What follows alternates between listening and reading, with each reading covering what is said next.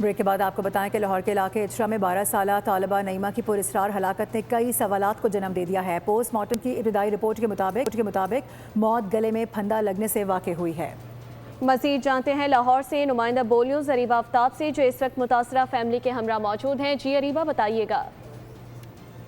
जी बिल्कुल, लाहौर के उसी घर में मौजूद हूँ जहाँ पर जो है वो हादसा पेश आया। 12 साला नईमा जो कि निजी ट्यूशन सेंटर में पढ़ने गई थी लेकिन घर दोबारा वापस ना आई। आखिर ये कत्ल का केस है या मामला कुछ और है, हम उनके अहले खाना से जानते हैं। जी, उनकी वालदा हमारे साथ मौजूद हैं, उनसे बात करते हैं। जी बताइएगा, नईमा कैसी बच्ची थी, पढ़ने लिखने की शौकीन थी? नईमा माशाल्लाह मेरी ज़हीन थी। नईमा मेरे घर की रौनक थी। नईमा को कल मैंने तैयार करके ट्यूशन बस भेजा। मैंने नहीं पता नईमा को क्या हुआ। मैंने बस उसके गले पे निशान देखा रात को। मेरी नईमा को और कुछ भी नहीं होता था। नईमा मेरे साथ कल दोपहर को खेल के गई, फुटबॉल खेल के गई, वो बुर्का पहन के मुझे सलाम करके गई। मेरी नईमा बिल्कुल सही थी, उसे कुछ भी नहीं होता था। कुछ भी नहीं होता था।